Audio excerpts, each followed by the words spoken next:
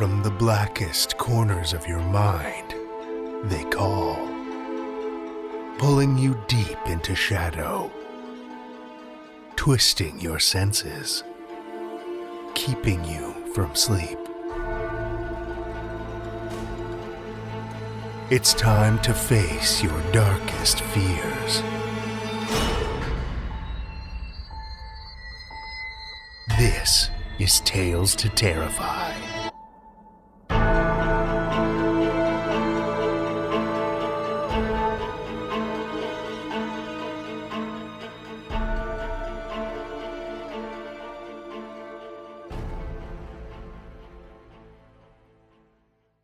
Good evening, children of the night, and welcome.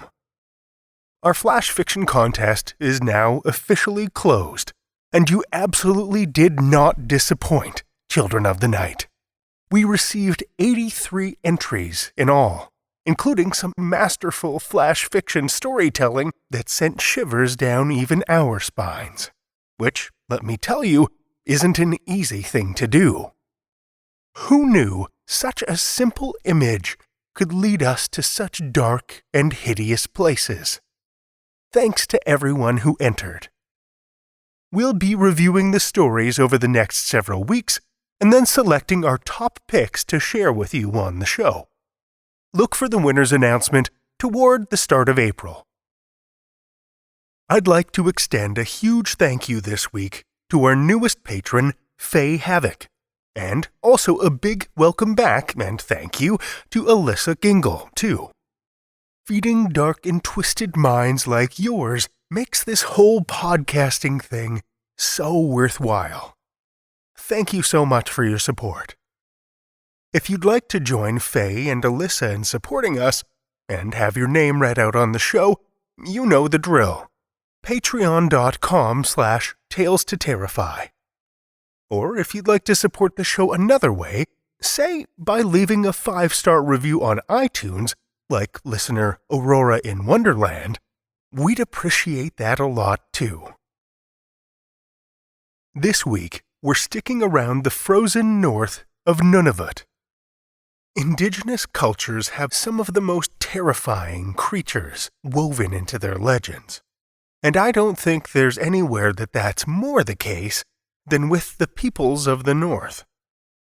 I guess when the very air itself feels like it's trying to murder you for the majority of the year, it provides the perfect breeding ground for tales of horrifying creatures and bloodthirsty monsters. That said, though, sometimes it's not the creatures with slavering fangs or razor-sharp claws that give us the biggest reasons to fear. It's the subtle ones, the manipulators and the tricksters. After spending hours on the tundra alone, tracking wild game, the hunter was caught off guard by the sudden susurrus drifting across the open land from behind him. The day had been bright and clear and quiet, but he could feel a chill wind starting to blow, and he pulled his hood up close. The whispering voices had started low. So low, in fact, he wasn't even sure when he'd become aware of them, when they'd separated from the static shush of the snow crystals blowing on the wind. He stopped and tilted his head toward the sound. It was impossible to make out what they were saying, and he could almost have written it off as the sounds of nature twisted in his mind by too much time alone. That is, except for the occasional burst of laughter. It seemed to be coming from far away, though, and he did his best to ignore the sounds at first. Another hunting party, probably. But no matter how far he walked, or in what direction he traveled, the voices seemed to linger just at the edge of hearing, fading and growing by slight degrees. And with them, there was a nagging feeling at the back of his mind that he was being watched, being toyed with. he began to switch up his path, weaving through dips and between rocks, quickly and more erratically, now entirely distracted from the hunt that had taken him out to begin with. But the voices followed, effortless, never falling behind, never growing closer. Finally, with mounting frustration, he called out, "Who's there? Why are you following me? Leave me alone." For a moment, everything fell deathly silent, perfectly still as he scanned the horizon for any sign of movement. And then the sounds resumed, seemed almost emboldened by his acknowledgement. That was it. He was done. The hunt was a bust, and he was heading home empty-handed. He wasn't about to catch anything like this anyway, with a pack of pranksters following him around. Might as well head home. Which was this way? Or that? In his hurry to get rid of the voices, he stopped paying attention to where he'd been going. And now he was turned around in the wide expanse of frozen tundra, surrounded by a sea of sameness. But the sky was clear, and the snow on the ground was still relatively fresh. All he had to do was retrace his footsteps. Easy. He turned and began to follow the trail he'd carved in the snow. But despite the open sky above, as he walked, he found that chill wind began to stir up in his path, growing in intensity with each step, kicking up swirling eddies of snow, and to his frustration, he found the footsteps he was following swiftly erased. He shivered. Weather like this wasn't natural. This wasn't bad luck. This was something else. Something darker. He continued to press on against the blowing ice, bowing his head against the lashing cold.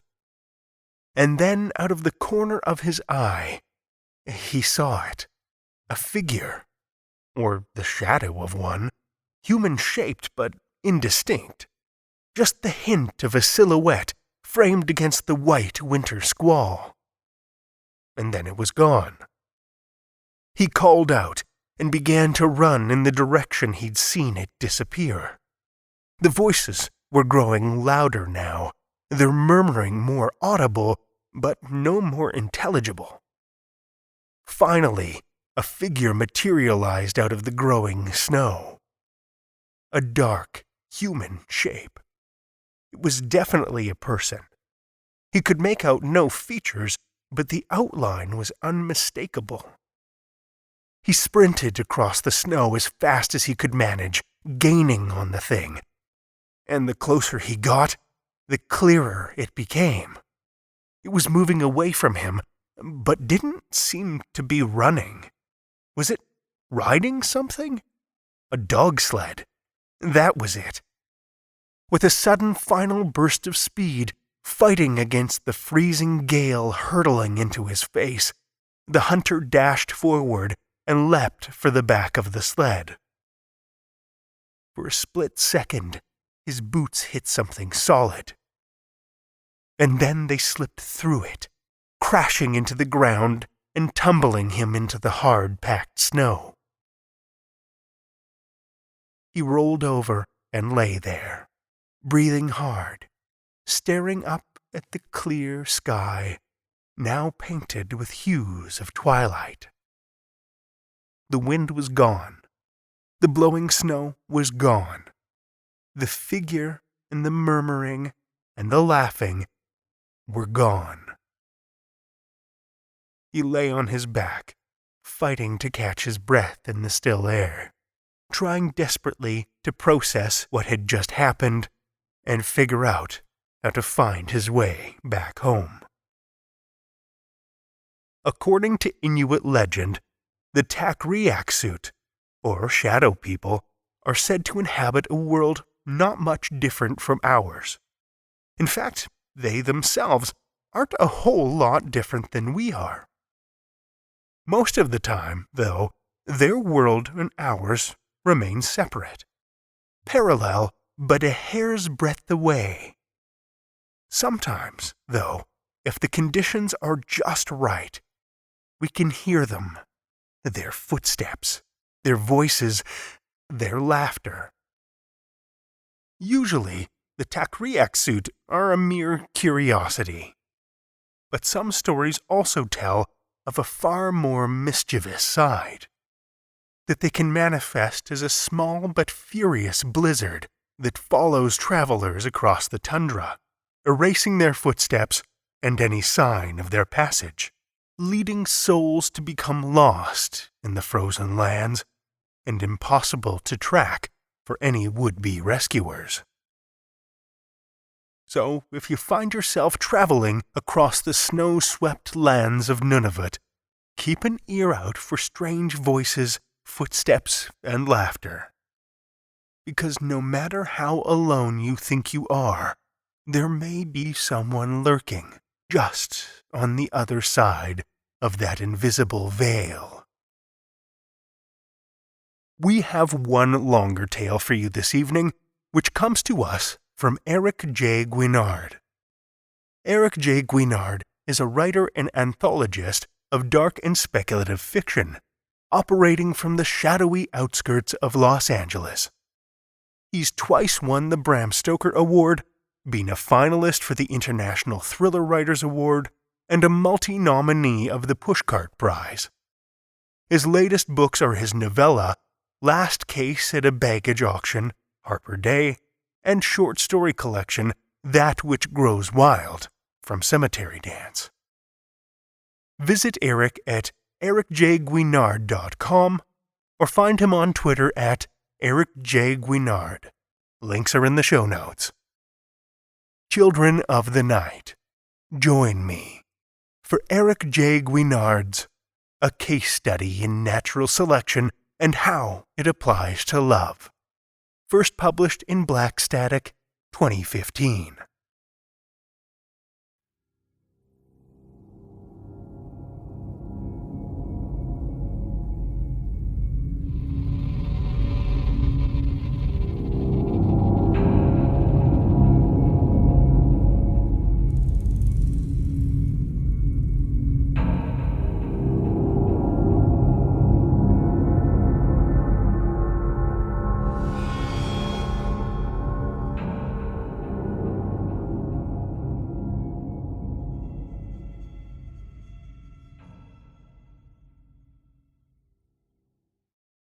Yesterday, I saw Jamie Goodwin burst into flame. He was just sitting on one of those cheap aluminum-backed chairs we all have, eyes closed in the shade of Hester's old RV, trying to get some relief from the heat, same as everyone else. I was checking the stock of coolers, seeing if any held even a bit of water left to siphon out, when Jamie let out a tiny gasp, like he woke from a bad dream. If it was a bad dream he woke to something worse, because little glints of light popped and fizzed off him like the sparklers we used to wave around on 4th of July. Smoke or steam or something else rose up. Then Jamie's eyes went cartoon big, and he turned into a fireball. Jamie's the 4th person to spontaneously combust this month. 2 women burned last Wednesday, and old Tom Puddingpaw blazed the week prior. Before that, we averaged only 1 or 2 fireballs a month. But now it's getting worse.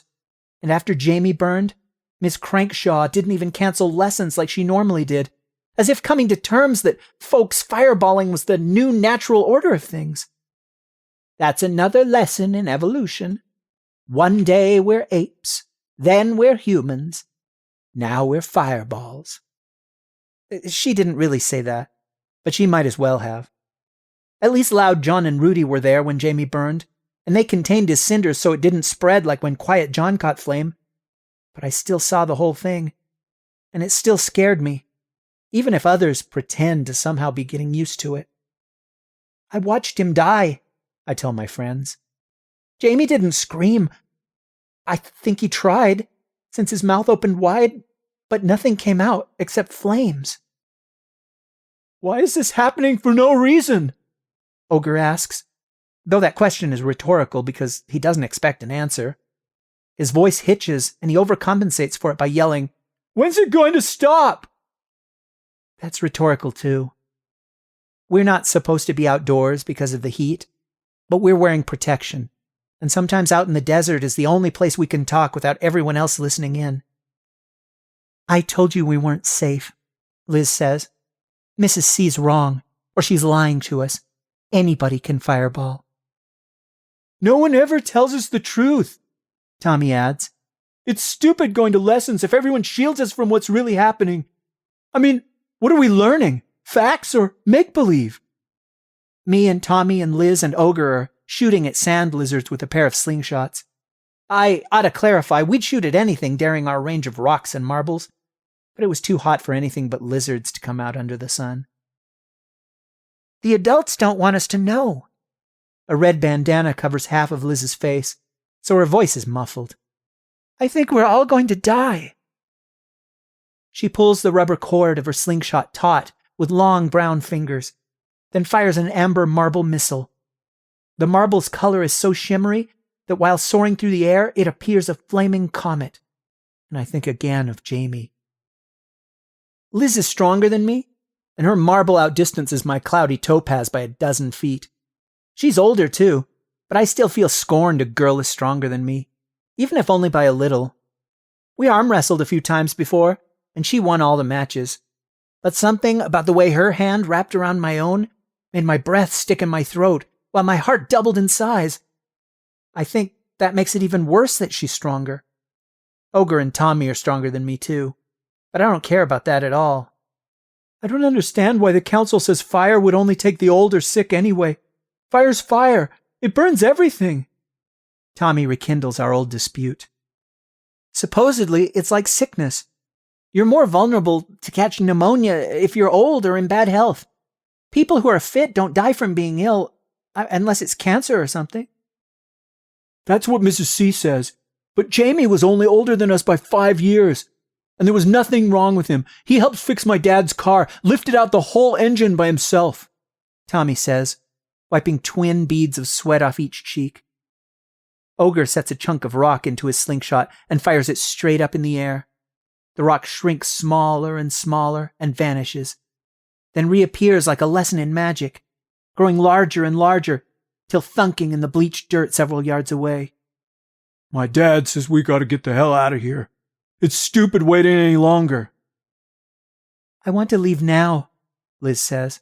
Stockton sucks, even worse than Tulare. Where can we move that's better than here? North, of course. Anywhere it's cooler.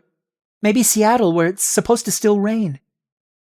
But it's heating up everywhere, not just here, I say. What's the point of migrating again?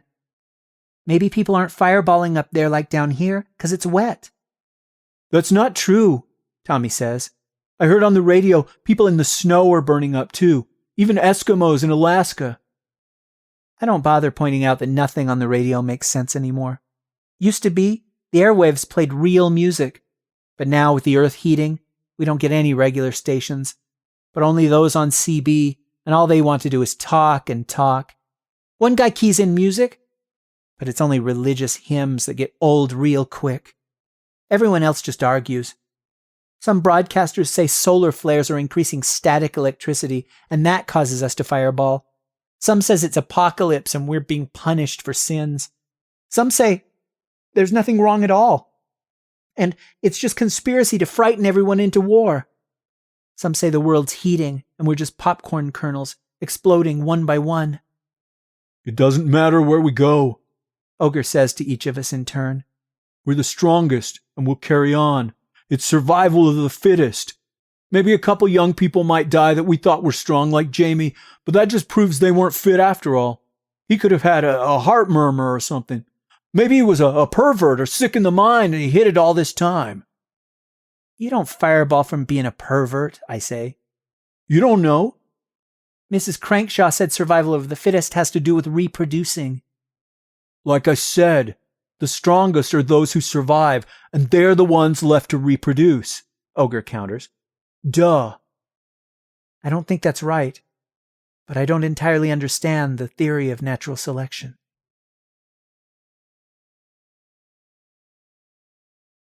There aren't many unclaimed girls in camp my age, besides Liz. Only Pearl and Jennifer. Pearl's in the upper kids class with us, but she's smaller and weaker than girls half her age. Like, if you cracked an egg against her, she'd be the one to shatter rather than the shell. If we married and had children, they'd be twigs. I want to have a ton of kids. I want to help repopulate the world, but I want them to be strong and brave, not afraid of all the things I'm afraid of. Then there's Jennifer, who's got a face like the grill of a pickup truck, hard and dented and covered in splatter, as if she'd been driven down a long highway full of slow-moving bugs. I know that's cruel to say, and I would never ever say that out loud, but her personality matches her appearance, too. Ronnie Jake once told me, it don't matter what a person looks like under the covers when the lights are off, but you can't hide an ugly personality, even if all the lights in the world get extinguished. Liz is dark and strong and beautiful, and it hurts me sometimes that I can't do more than talk with her or arm wrestle. I mean, it really hurts in my stomach, this sense of my guts being wrung and empty. Even if I've eaten, there's still a longing inside like I'm hungry, though I'm usually that also. But Liz and Ogre like each other, and people say they'll make good babies, and that hurts my stomach more, even if they're both my friends and I know I should be happy for them, though I'd rather be happy for myself. I'd never admit I was jealous, and I've never even confessed to her in the first place that I like her, because I already know she likes Ogre, and I don't want to feel any more rejected. And Ogre's just his nickname. He's not dumb or ugly or anything.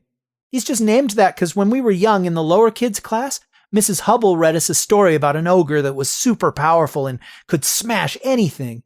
He, Ogre my friend, said he wished he was an ogre and he'd smash away the sun. Ogre said that every day for a year, like a wish that if you believed hard enough would come true. It didn't, but the name stuck. Sometimes Liz gets in my thoughts, and I can't sleep. And when I should be dreaming of water, I dream instead of Ogre being killed. And then maybe I could have Liz all to myself. People die every day, and no one would notice. Dad says everyone's thoughts are confusing in their teenage years, and it's okay as long as you can differentiate which ones not to act upon. I do know which thoughts are wrong, and I'm ashamed of them, especially those where Ogre dies at my hand. I imagine that thought of Ogre getting killed, and I turn it into a pane of glass, and then I imagine myself, a tiny speck version of myself, fully formed but microscopic in size, fit inside my mind, laying that bad thought glass on the ground and then stomping on it, stomping over and over until the glass shatters into 1 billion pieces, and then I keep stomping on every fragment until those pieces are shattered into 1 billion more shards, and it doesn't matter how long it takes, but that I keep imagining myself pulverizing the bad idea until my head is finally clear of it. It's just Dad and me living together. We don't need much, so we stay in a motorhome. Some of the other kids moved into Stockton's abandoned houses, but since Dad's on the council, he likes to keep near the center of camp. Plus, being in a motorhome is easier to get away if there's an emergency. How were lessons today? Dad asks. Learn how to save the world yet? Ms. Crankshaw mostly talked about evolution and something else. Oh, adaptations. Bet you can't wait for us to evolve some fireproof skin and independence from hydration reliance. Wait, what?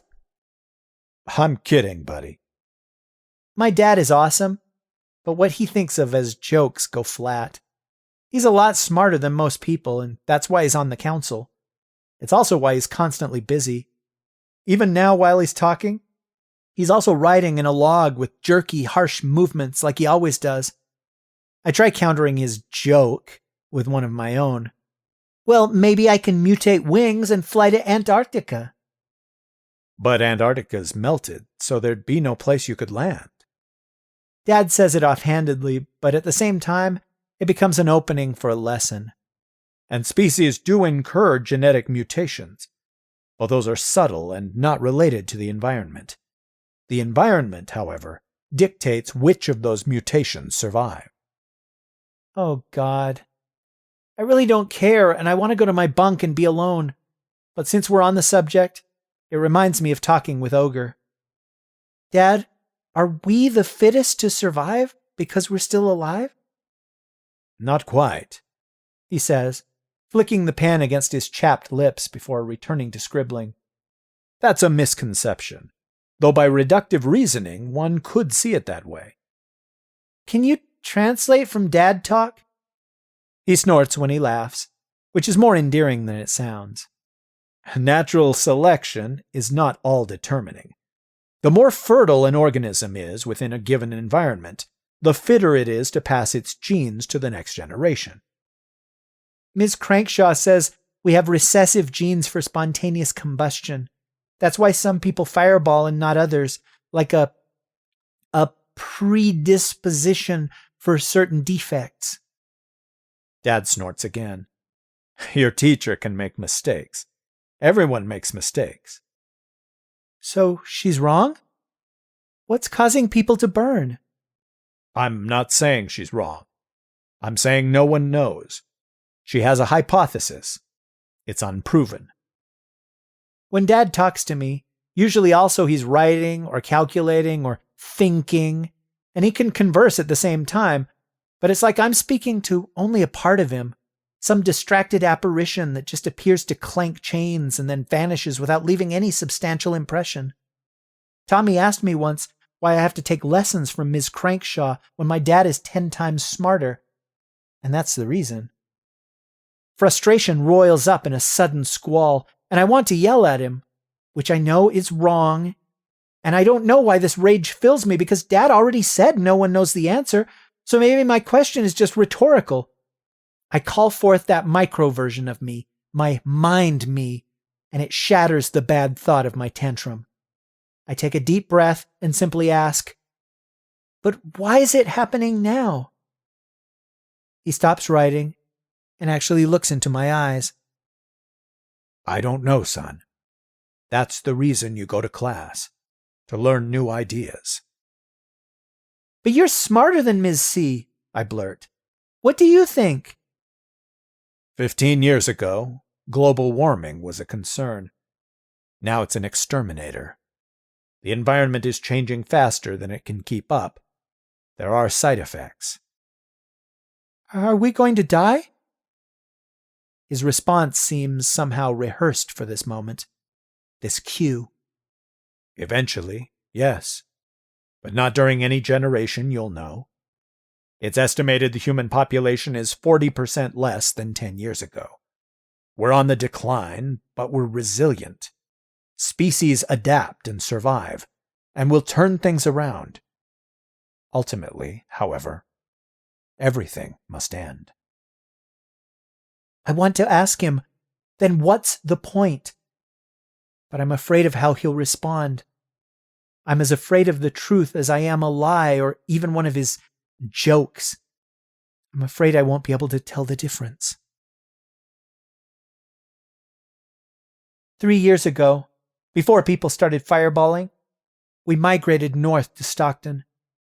The locals didn't want us here, but there weren't many left, and there was enough land for everyone, although we had to fight for water rights. I don't mean we fought using guns, but the Dad and the council negotiated with the locals by bartering dried goods and gasoline. Like Ms. C reminds us, this is still a democracy, still the state of California, and laws and policies remain in place, even if nobody's left to enforce them. Eventually, things will turn around, people say. It's a cycle, like tides that flow and ebb. If you throw a rock in the air, it'll fall back down. That's science. It's observable and repeatable. The laws of science, Ms. Crankshaw told us one day, are controlling influences. Like Liz Delgado's boobs controlling your eyes, Tommy whispered to me, leaning across his desk. Shut up, I whispered back fiercely. But it was too late. Tommy's whispers could be my shouts, and everyone in class heard. If I thought I'd been hot before, the temperature in my face rose 1,000 degrees. "Thomas Tawney, would you like to teach this lesson?" Ms. C asked. "No, ma'am. You talked about empirical evidence before, and I was just explaining to Kenny that it applies to him. You know, how experiments are repeatedly verified?" The room laughed. I imagined punching Tommy in the face, and this was not a bad thought. No micro version of me came forth to shatter that idea in my mind. "Survival of the fittest," Ms. C said, thankfully changing topic, "is an observable and repeatable effect of nature." Dad says no matter what, education is the most critical matter, as everyone makes their own way in life, and schooling gives us a benchmark for survival.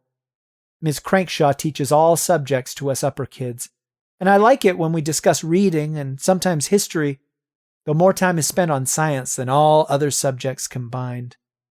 Science is most important, because that's what's going to save us.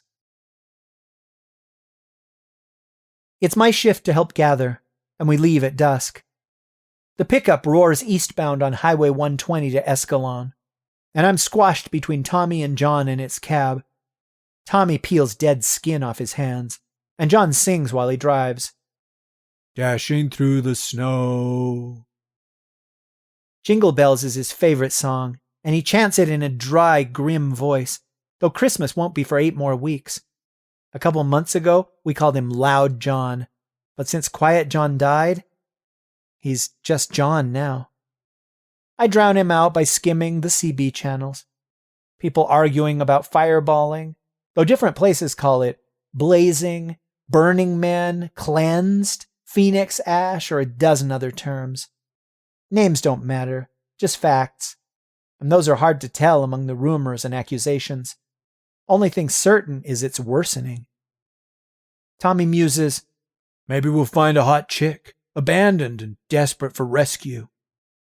I snicker at the thought, but for a different reason. In this temperature, any person we find is hot. "Maybe we'll find a walk-in freezer that's running on solar-powered battery backup," I reply. "A hot chick trapped in a walk-in freezer. He says. Today, I'd rather just have ice cream. The afternoon high was up another degree, bringing the weekly average to 118. It's been 9 years since I tasted ice cream. Ogre, Ronnie Jake, and Lori Quinn follow in a second pickup, each of our trucks towing an empty U-Haul trailer. The council says to depend on mobility and haste for protection. We have weapons too, but rarely need them. "Oh, what fun it is to ride," John sings, then cuts short. "There it is." We turn into the entrance of a planned housing development, cookie-cutter homes that spiral around each other for miles and miles. Amber Hill Estates. Most people from California migrated north to Canada, where the base temperature is cooler, and few still live down here. Dad says if we stay south of the population exodus, there's less competition for resources. Dad's smart, though his philosophy of survival hinges principally on scavenging. We want to be an agrarian society, but we're reverting to hunting and gathering. "Where'd we leave off?" John asks. "Up Dwyer Street?" Tommy answers. A big red X is spray-painted on each home's garage that we already scavenged on earlier trips. The X's pass by for 3 intersections. We stop at the first unmarked house that looks empty. A good hint is the lump of caked fur and gnawed bones chained in the yard that might once have been a German shepherd. Ronnie Jake parks his truck across the street. They break into one home, and we break into another. Entering by windows John smashes out with a hammer. When the water dried up, most residents left in a hurry. The whole mob mentality thing. Rumors flew about northern borders closing due to population overflow, so everyone raced each other for the safety of some fabled land that doesn't exist anymore in the way it was once remembered. Most thought to siphon the 2 gallons from their toilet tanks before joining the Great Exodus. They don't think about their water heaters, though, and when we search houses, we check the heater and there's 40 to 60 gallons waiting, which goes a long way when rationing, even for a camp of over 200. And that's how it is here. John opens the valve, emptying the heater into portable coolers. There are also a few negligible sources of groundwater left in the region, too. Deep wells, some muddy creeks, but we're of the mind to stockpile all we can now. Tommy explores bedrooms and closets for clothes, camping gear, batteries, weapons, or anything else useful or tradable, while I search the pantry. Even indoors, in the evening, the bronze drawer handles could burn my fingers if I don't wear leather gloves. I find boxes of stale crackers and Campbell's soup cans and collect them into a knapsack. On the bottom shelf rests a case of Coca-Cola, which is the dearest type of treasure. A framed portrait hangs on the wall above the dining table, showing the smiling man, woman, boy, girl, and a German shepherd. The traditional family. How many portraits inside houses I've ransacked have I gazed upon? I wonder every time what became of them. Did they get out? Did they die? Did they make a new life for themselves somewhere under green trees that soak up morning dew? Or did they fireball? Maybe they're part of another camp, somewhere else, ransacking other deserted homes and staring at pictures of residents who once lived there.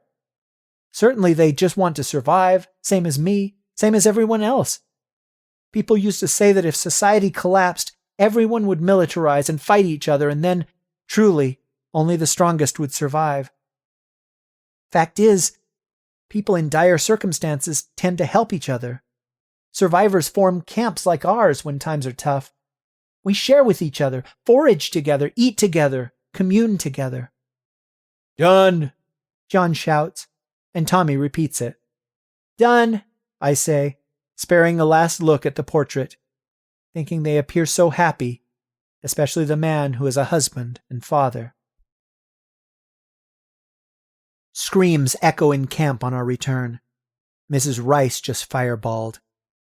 Kids and adults alike are mourning her, since everyone liked Mrs. Rice, and not even us returning with food and water brings many smiles. People don't seem as hungry or thirsty when the smell of cooked human flesh hangs in the air. John leaves to report to Dad, while Tommy and I unload our U-Haul. Mutterings sound from people all around that it's time to leave Stockton. It's horribly hot here, but so is it everywhere, and other places got it worse. We've migrated 7 times, and I don't want to pull stake and move again. We've drilled wells that still pull up marshy water, and though we never have an abundance of food, we don't starve either. We haven't tasted citrus in 2 years, but still grow tomatoes, peppers, eggplants, and some squash in the shade. Used to be, Central Valley was one of the most fertile farmlands in the world. Now people call it the Mojave Desert's little sister. It's been 2 years since the San Joaquin River dried up. But we survive. Liz comes over, offering to help unload. Hey, she says. Hey, Tommy and I reply. She grabs a wad of sheets from the trailer, and when she pulls it out, she makes a little squeal. Is that Coca-Cola? Think I can take one? They're supposed to be rationed, I reply. Then slyly add, but I'll arm wrestle you for it. Why? She says, giving me a little knowing smile that could mean any of a dozen things. You already know I'll win. Tommy snickers, and I feel my face flush with embarrassment, like I just blurted a great secret. Never mind, I say. John will know it's missing. I would have shared with you, but guess I'll wait for Billy instead. Since Liz's parents died, she's lived with this old woman, Billy Gross, who's in charge of inventory and rationing for the camp. That's how Liz gets her choice of provisions. I think Liz understands survival better than anyone else, in ways beyond scavenging, beyond reproducing. She best understands people. In that regard, she may be the fittest among us. I sigh, and once she leaves, I almost tell Tommy how unfair natural selection is. For in this environment, I've become the least likely to propagate. There's a balanced number of boys and girls, and older people are always pressuring to pair us off young. Liz has Ogre, and Patrick and Susie have been together forever. Jersey was sorta odd man out for his age, but then Jamie died, so now he may end up with Robin, and others are already sworn matches. That leaves Tommy and me and Pearl and Jennifer. But like I said before, if I have to marry somebody and make babies, I wouldn't want to settle for either of them. Ms. C said now it's an obligation to reproduce, but Dad says you still have to like someone to make a relationship work. I know he misses Mom, and I do too. Anyway, Pearl and Jennifer probably wouldn't settle for me either. When they're around, I see them both looking at Tommy instead of me. Next morning I wake, and the land's as cool as it ever gets. The thermometer reads a brisk 91, even though it's already 6:30 and the sun well risen. Dad's up front in the motorhome, riding in another log with his jerky, harsh movements. I tell him, "Good morning." He's pale and unshaven and miserable. I know news is bad. Kenny, sit down. I do. We had another case last night. Someone your age. Your friend, Osmond, passed away. I'm sorry. I stare at him, my mind fuzzy, a million thoughts scrambling to make sense of that. Ogre, Dad adds. Then the pain hits, and I say only, "Why?" And I could have repeated that word 1,000 times, because it's only rhetorical, because I don't want an explanation. Dad mistook me as seeking answers, an opening for another lesson. Spontaneous combustion has occurred throughout history, but the reason it's worsening— "Stop!" I shout. "Just stop! I don't care!" He glances at me. Then his eyes avert. You should care, son. My mind-me shatters everything about the world, and I feel better. Dad says, Why don't you take it easy today? I bet class will be cancelled. I nod. Not even Ms. Crankshaw would teach after one of her own students fireballed. I slump beside Dad while he works, and I stare out at the sun and wonder what happens to us once we burn away. Later, I go to Liz's, 3 rows down the camp center.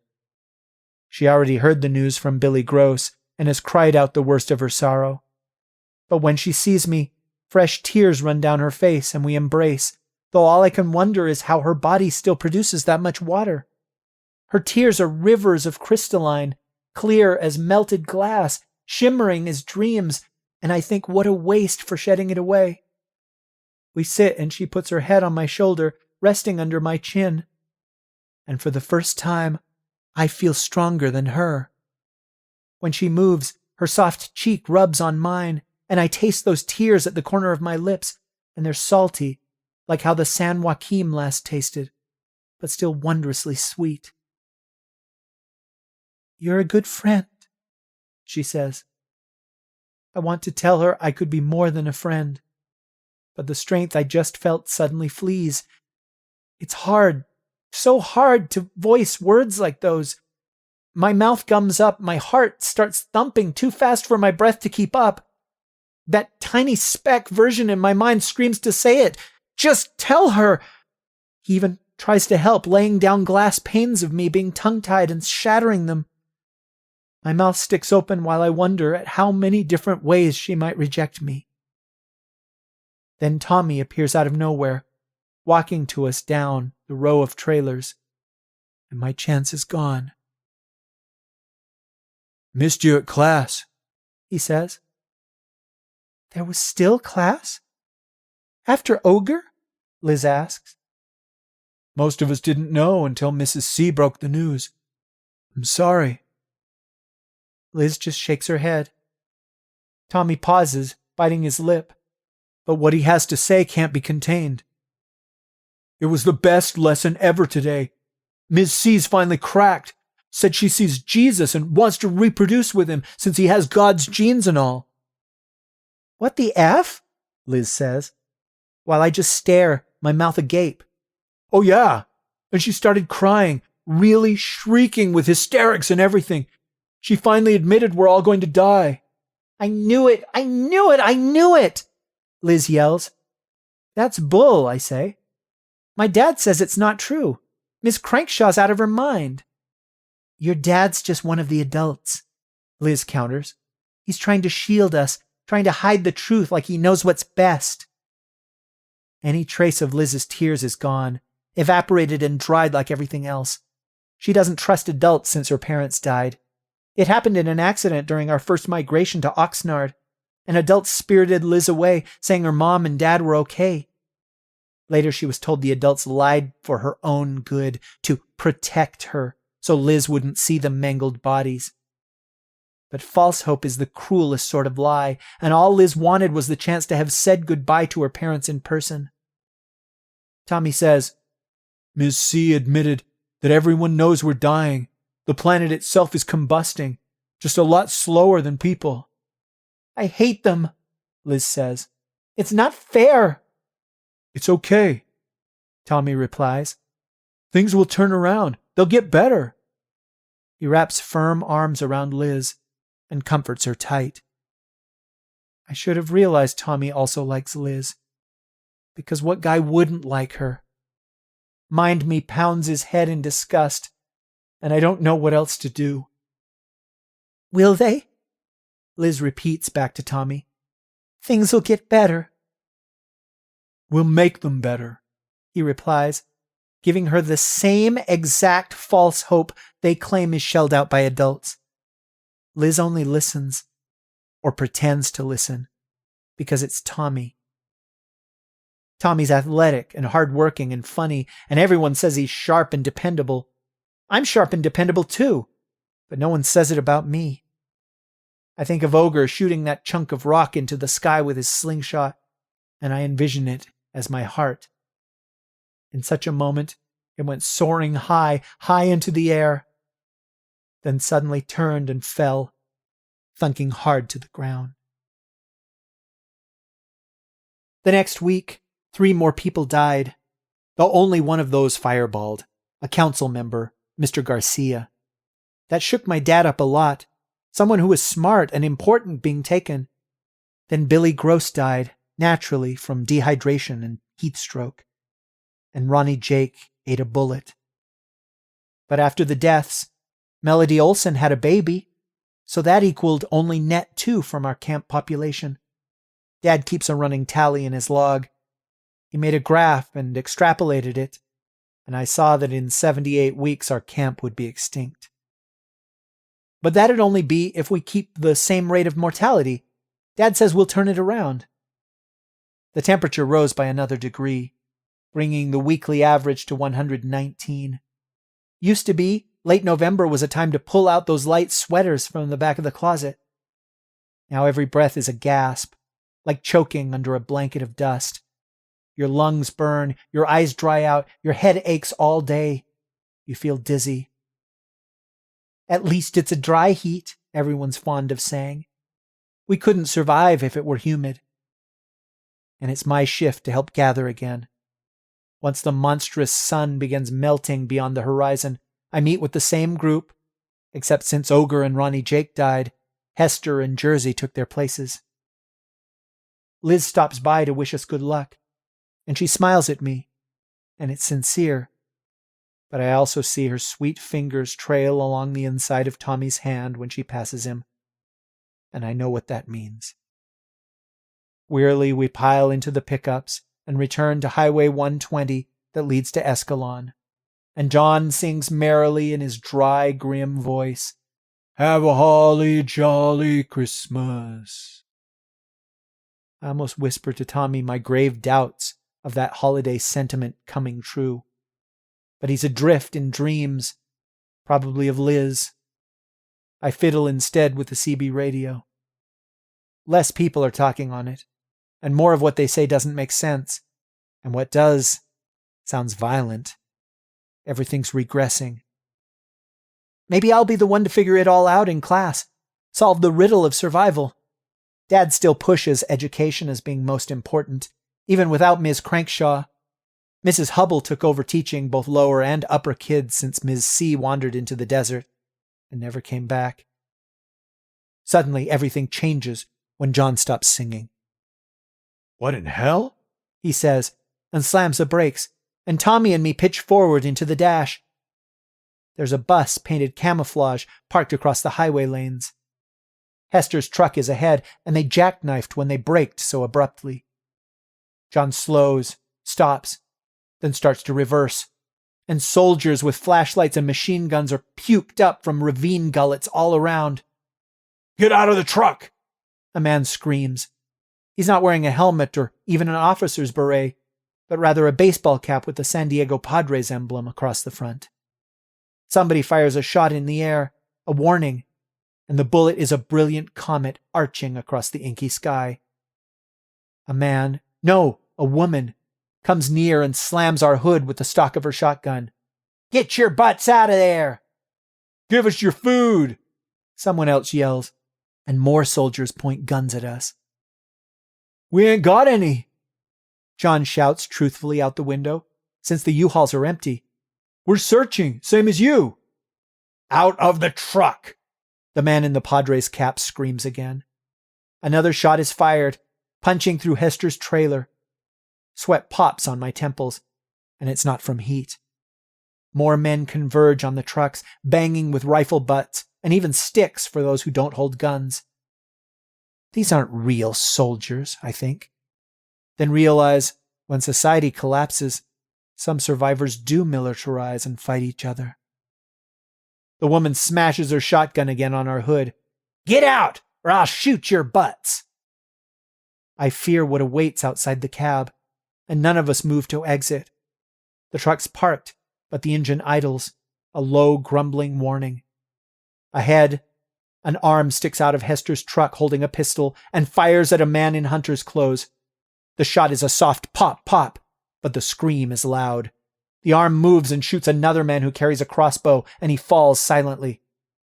For a moment, everything's frozen, and though it won't happen, I imagine that arm just picking off all the bad guys, one by one, while they stand immobile, helpless.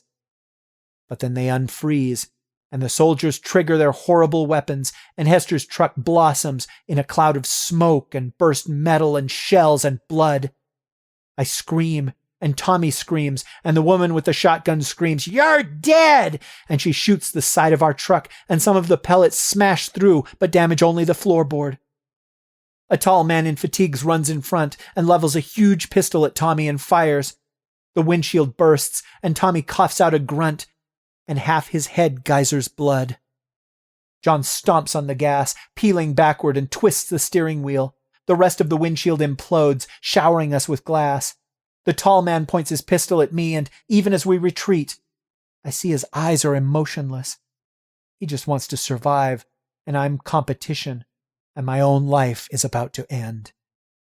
But the man gives a tiny gasp, just like Jamie Goodwin did, and suddenly he starts emitting little glints of light and then bursts into a booming, shrieking fireball. The other soldiers run from him, terrified, as the man dances in a crazy circle before collapsing. I can't believe my luck. And John reverses us far enough down the road to swing a wild backward turn, and then we're roaring forward. The impact of small arms fire striking the truck causes it to buck and sway. Or perhaps it's from the road, filled with potholes and debris, that as John races over at such speed, the attached U-Haul seems to lift in the air, sailing a foot or two upward like a terrible kite, pulling us side to side. Leaning over Tommy's awful corpse provides a departing view in the side mirror of soldiers' flashlights scurrying back and forth, and the smoldering body of the fireballed man, and then, finally, crushingly, the flicker of many headlamps turning on. John drives like never before, barreling back to camp. The only songs he sings now are curses, though there's a certain musical quality to their repetition. And though I can't stop shaking, and my heart feels like it's going to break through my ribs, all I think about is Liz. Ogre's dead. Tommy's dead. Her parents, even old Billy Gross, is dead. Liz doesn't have anyone to save her, to care for her. There's no one but me. We'll have to flee. The camp must evacuate and migrate somewhere safer, maybe even somewhere wetter. Once boys used to ask girls to a school dance. Now girls are asked which motorhome they'd like to run for their lives in. Will you be mine? But what if someone asks her first? Someone like Rudy, 20 years older, but who's rugged, inventive, and good with a hunter's rifle. He can protect her, and I heard he even writes poetry. I tear myself up inside, and we smash into the middle of camp, and John leaps from the truck without even turning it off, running to sound the alarm. People are already panicked because they're wide-eyed and scurrying, having earlier heard the faraway gunfire. John's screaming at everyone to pack and drive north, and there's a giant church bell someone hung upon a scaffolding a long time ago, and John rings it back and forth, over and over. And then I see it true, just as I feared. In the distance, Rudy and Liz are leaving together for his van. A million jumbled feelings set upon me, and they must end up in the bottom of my stomach because I feel my guts fall low with the weight of misery. A horrible thought flashes in my head, that I could kill him. I don't know how, but I'll kill him. I'll murder him, smash in his head, and then I'd set him on fire and blame it all on the combustion. A tiny version of me leaps into my head, ready to shatter to nothingness that bad thought. But it pauses, 'cause maybe I'd prove I was the fittest by killing him. I'd be the final survivor, and then Liz would want me. But I know that's wrong, and I hate myself, and I'm lost. Tommy just stares at me with unblinking eyes, as if to say he'd trade places with me in an instant. And I almost agree. I exit the truck and shuffle home. For once, Dad's not writing, and his face is in mortal despair, paling before me as the alarms keep clanging. He actually lightens shade by shade from red-brown to baby pink. "There's no point," he says quietly, and his attention is entirely on me. "I'm sorry, son. Sorry for lying to you all this time. But we are going to die. Soon." I stare at him. I can't believe it. "All I've done, all I've built, all for naught," he murmurs. "I only wanted to protect you as long as I could. But there's no turning back from where we're headed." Dad expects I'll scream at him, blaspheme deities, cry, hit things. But I don't. Instead, I unexpectedly feel calm. I feel acceptance. I'm going to die. We're all going to die. "That doesn't matter," I tell him. For that moment, I realize I'd struggled against extinction all this time, while still worrying that if I didn't do what people expected, I'd disappoint them, or I'd disappoint myself. In the fight for survival, I worried how others might judge me, and I judged them in turn because I felt inadequate. I let little insecurities overwhelm me, the doubts, the fears, the meaningless trivialities of existence. And it's all for naught, because we're going to die. We only live one time, and why oh why did I fear adversity and failure when that doesn't matter at all? I imagine my fears all as panes of glass, piles and piles of glass, and then Mind Me comes forth, and he is mightier than ever, and he shatters all those bad thoughts of self-defeat into nothingness until I feel reborn, and I decide I'm going to live life for myself. "Dad, pick yourself up. We're not dead yet." He nods, dazed, but color returns to his face. "Get the RV ready and wait," I add. "I'll be back." I head to Rudy's van. I never connected with Liz before, except as friends. And it's my fault. She's not just a trophy to be won or some superior vessel to wed Jeans. Everyone makes mistakes sometimes, even me, even Dad. Dad admitted no one knows why we're fireballing or what's going to happen to the world.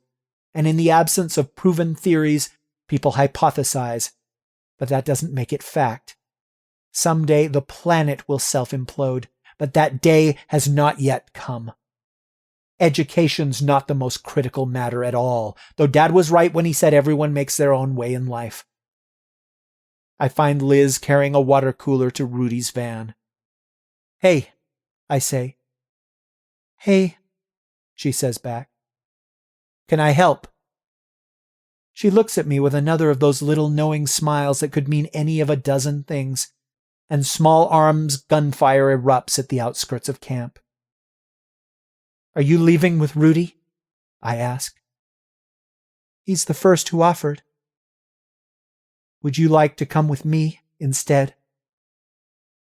She shrugs noncommittally. "Wait, that's not what I really wanted to say," I correct. "I like you more than a friend." There, something so small is said, and a tremendous weight lifts from my conscience. I continue. "You shouldn't settle for the first person who asks. You should go where you want, where you'll be happiest." She shrugs again, but this time it feels meant for me, an opening, though she pulls back with, "Rudy's cool." Bullets ping and echo, drawing nearer. People peel out in trucks and campers, dragging clotheslines across the dirt like the tails of slithering wardrobe serpents. I change my earlier question to a declaration. "Liz, I'd like you to come with me." "Kenny, you're too young, too weak, too dumb, too troubled." I almost falter under the resurgence of doubts, but I shatter them away myself without mind me, and it's easier than I ever thought it could be. I tell her, "I'm going to make my own way in this world." She nods. "Okay. And I'd like you to be with me. I don't want to spend another day wondering if something could happen between us. I'd like to take a chance and find out before it's too late. I may never see you again." She pauses, contemplating, perhaps weighing her options, and I consider again that Liz understands survival better than anyone else. "Will you tell me things are going to turn around?" she asks. I think of Tommy saying those words, and of Ogre believing we were stronger than the world, and of all the adults, everyone blind to the truth, or lying to us, or now dead. "No," I admit. "They're not. I don't know how much time we have left, but I want to spend that remaining time with you." Someone nearby shrieks, erupting in a fireball, and the sound is mortifying. Liz isn't distracted, but searches my eyes, perhaps for traits she herself most desires. "All right," she finally says. "I'd like that, Kenny." She slides one hand to me, and her long brown fingers entwine with mine. We leave the water cooler for Rudy, and amidst the screams and rattling machine gun fire and people bursting to flame, we go to my motorhome, where Dad's waiting to spirit us off to new lands. Whatever awaits, I'll face it on my own terms, knowing in some way I've already survived.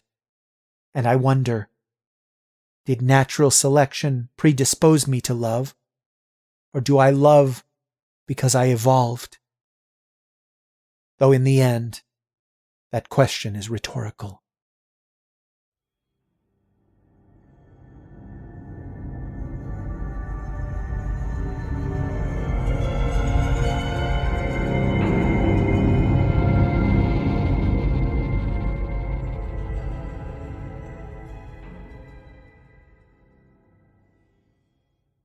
That was Eric J. Guignard's A Case Study in Natural Selection and How It Applies to Love, as read by Rish Outfield. Rish Outfield is a writer, voice actor, and podcaster. He is the co-host of the Dune Steve audio fiction magazine and his own show, The Rish Outcast. He likes horror, Star Wars, and girls with glasses, and there is no job he cannot be fired from, at least not yet. Thank you, Rish.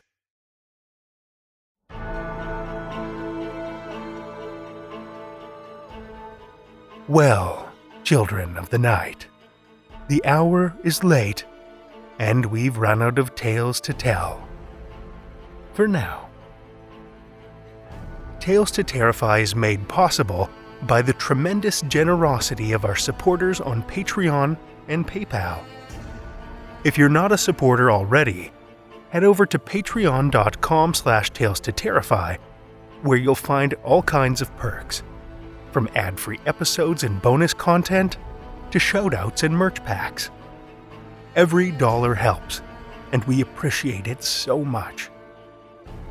Want another way to support the show that doesn't cost a cent? Head over to Stitcher or Apple Podcasts and leave us a 5-star review.